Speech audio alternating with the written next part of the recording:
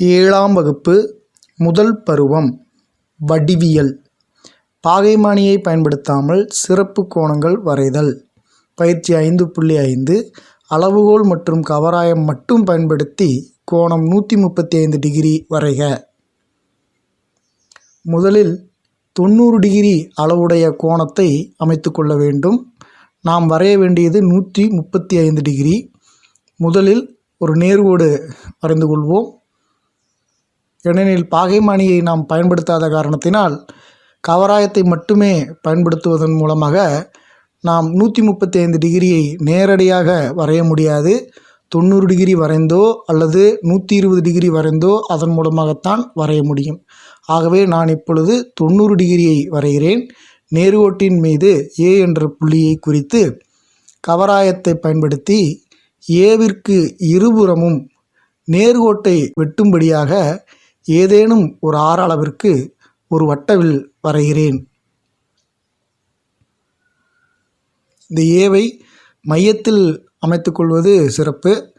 இப்பொழுது இந்த கவராயத்தை பயன்படுத்தி வட்டவில் வரைகிறேன். அது நேர்கோட்டை இரண்டு புறங்களிலும் வெட்டும் புள்ளிகளுக்கு B மற்றும் C என பெயரிட்டுக் கொள்வோம். 90 டிகிரியை இரண்டு முறைகளில் வரையலாம். இதில் ஒரு முறையைத்தான் நாம் பார்த்து கொண்டிருக்கிறோம். இப்பொழுது வரைந்த ஆர அளவை மாற்றாமல் B மற்றும் Cயை மையங்களாக கொண்டு மீண்டும் இரண்டு வட்டவிற்கள் முன்னர் வரைந்த வட்டவில்லனை வெட்டும்படியாக வரைய வேண்டும். அந்த இரண்டு வட்டவிற்களும் முன்னர் வரைந்த வட்டவில்லை இரண்டு இடங்களில் வெட்டுகிறது. அந்த வெட்டும் புள்ளிகளுக்கு நாம் MN என்று பெயரிட்டுக் கொள்வோம். நீங்கள் ஏதேனும் ஒரு பெயரினையும் இட்டுக்கொள்ளலாம்.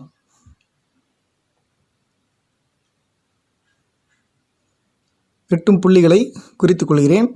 அவற்றிற்கு M மற்றும் N என பெயரிட்டு கொண்டு அந்த M மற்றும் Nஐ மையங்களாக கொண்டு மீண்டும் கவராயத்தின் உதவியுடன் அதே ஆரளவிற்கோ முன்னர் வெட்டினோம் அல்லவா M மற்றும் N அதே ஆர அளவை வைத்து கொண்டாலும் சரி அல்லது அளவை மாற்றினாலும் சரி மீண்டும் இரண்டு வட்டவிற்கள் வரைகிறோம். Mஐ மையமாக கொண்டு ஒரு வட்டவில்லும் Nஐ மையமாக கொண்டு மற்றொரு வட்டவில்லும் வரைந்து கொள்கிறோம்.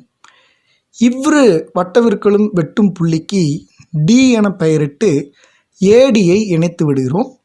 இந்த AD ஆனது BC அந்த நேர்கோட்டிற்கு செங்குத்தாக இருக்கும். ஏனெனில் இது 90 டிகிரி ஆகும். இப்பொழுது AD கோட்டிற்கு இடதுபுறம் 90 டிகிரி அளவும் வலதுபுறம் 90 டிகிரி அளவும் இருக்கிறது. நாம் இப்பொழுது Cயை மையமாக கொண்டு ஏதேனும் ஒரு ஆர அளவிற்கு கோணம் CADயின் உட்பகுதியில் சிறு வட்டவில் ஒன்றை வரைகிறோம். பிறகு Dயை மையமாக கொண்டு அதே ஆர அளவிற்கு மற்றொரு வட்டவில் வரைகிறோம். அதாவது அதே அளவு ஆரத்துடன் Dயை மையமாக கொண்டு படி 2இல் வரைந்த வட்டவில்லை வெட்டுமாறு மற்றொரு வட்டவில் வரைக. வெட்டும் புள்ளியை E என குறித்து கொள்க.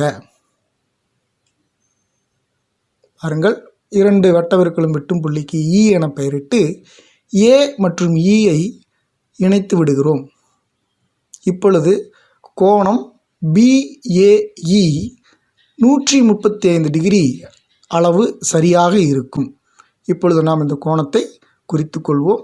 எதற்கும் நாம் வரைந்தது சரிதானா என்பதை சரிபார்த்து கொள்வோம். பாகைமானியை கொண்டு நாம் வரைந்த அந்த BAE கோணம் எத்தனை டிகிரி இருக்கிறது என்று பார்த்தோமானால் சரியாக 135 டிகிரி இருக்கிறது.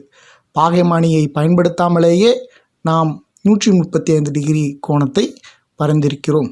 இதற்கு முதலில் 90 டிகிரி கோணம் வரைந்து மீண்டும் அதனுடைய இடதுபுறம் பாதியை வரைந்து கண்டுபிடித்திருக்கிறோம்.